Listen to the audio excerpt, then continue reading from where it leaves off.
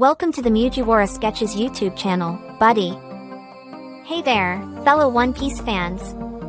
In today's video we have another exciting breakdown of the latest chapter, where we dive into the action-packed world of Luffy and the Straw Hats. We're breaking down the epic events of chapter 1090 of One Piece.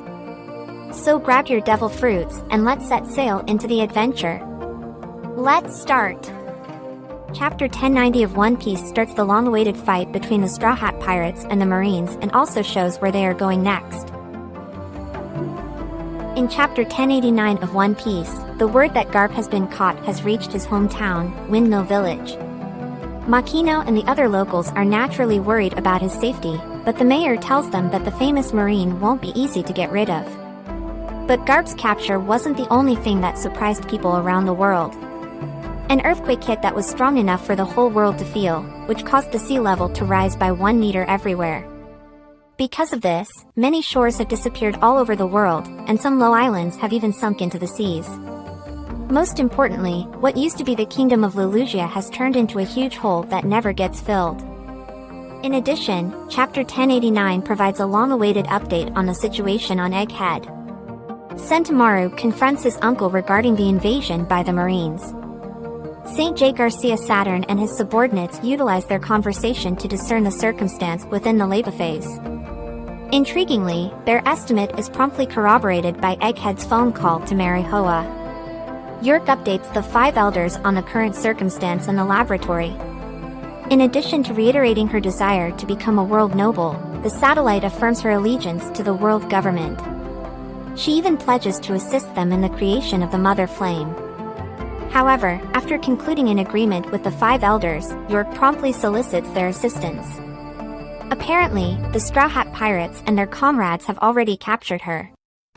In Chapter 1090, Luffy takes over the call promptly.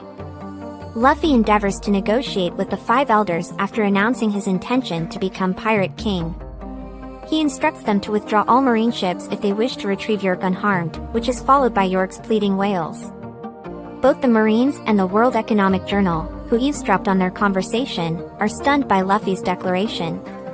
Some Marines even develop a dread of the Emperor, solidifying his reputation as a fearsome figure. Luffy's warnings, however, have no effect on the 5 elders. They merely ask Luffy about their predicament, and Luffy responds indifferently.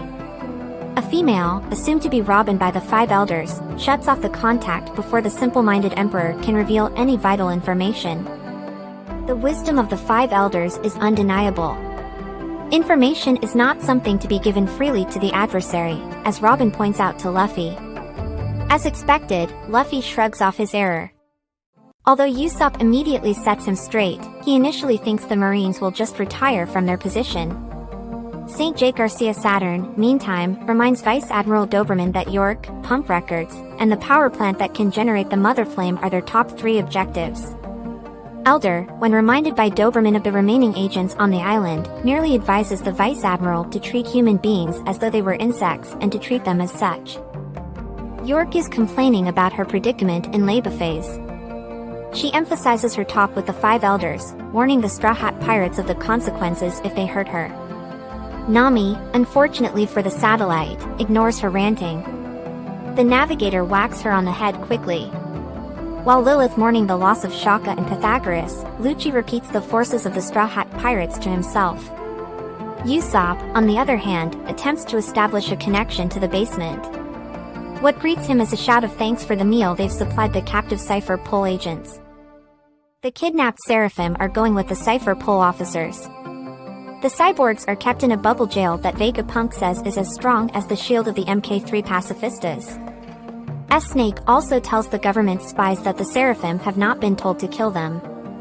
Frankie thanks the Seraphim for getting them out of certification, which even Vegapunk thought was strange because it wasn't part of their training.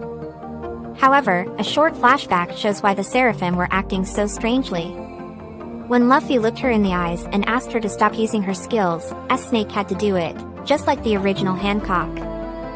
Atlas has been trying to open the Frontier Dome while everyone else has been talking about nice things to say. York soon says that she used an encryption code to keep it safe. They won't be able to get the code from her because she is no longer in sync with them. Stussy also says that there are marine ships all around the island. The Stella then talks with Nami about ideas. Since the log pose is still not calibrated, they have to use the other needle from Wano, which points northeast. The Stella says that should be heading toward Elbaf, which got Luffy and Usopp's attention right away. While Luffy and Usopp are happy, the Stella keeps making plans. Since the Thousand Sunny is at Leba phase, they can start moving right away. The Marines have surrounded them, so they can't leave through the port. Since they are going northeast, they will have to go to the back of the island. They can use the robot Vega Force 1 to fly over the Marine ship, but once they leave Egghead Sky, Vega Force 1 will just fall into the water. Then Frankie comes to save the day. The Straw Hats shipwright suggests that they use the coup de burst to send themselves flying 1 kilometer away from Egghead. This idea was quickly approved by the Stella. The Frontier Dome is the only problem that is left. Since Yerk won't give them the code no matter what, Dr. Vegapunk and the rest of his satellites decide to break Yerk's security themselves.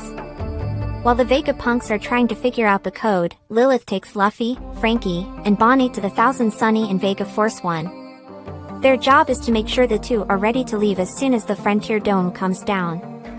After all, the Marine forces will quickly take advantage of this chance to attack.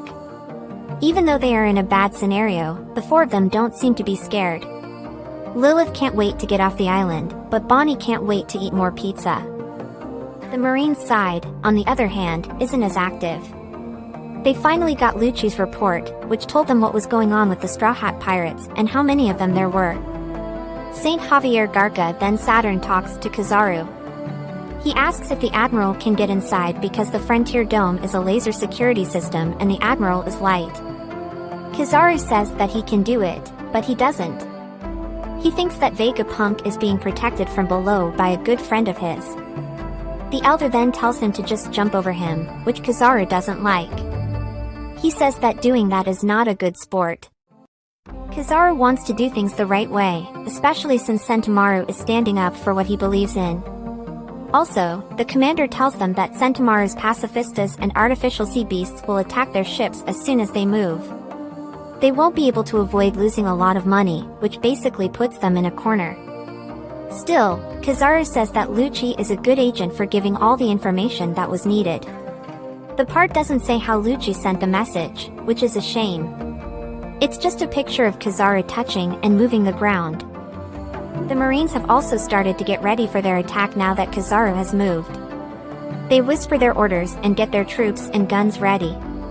Those who know how to use the 6 powers well will land on land, and the tools will be used to sink the sea beasts. Just then, Kizaru lets go of his devil fruit powers for good. He uses his light skills to bounce off the mirrors of the ships and go right to Sentomaru. Sentomaru, on the other hand, is not caught by surprise. He has seen Kizaru's strike coming and is able to block it perfectly. As the two strong Marine officers fight, Luffy also feels the presence of Kizaru. Even though he can't say for sure who it was, the main character of One Piece can tell that it was a strong force. And there you have it, folks. Chapter 1090 of One Piece delivered the action, intrigue, and mind-bending twists we've all been waiting for. With Luffy's bold moves, the cunning of the 5 elders, and the Straw Hat Pirates' daring escape plans, this chapter leaves us hungry for more. What did you think of this chapter? Did it meet your expectations? Let me know in the comments below.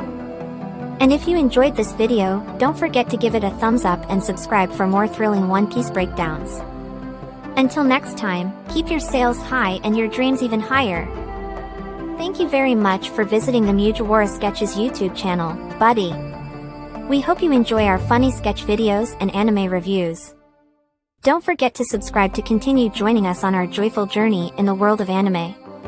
If you have any wishes, questions, or suggestions for our next videos, feel free to express your thoughts in the comments below. Thank you very much for your support, and until we meet again. See you next time, buddy.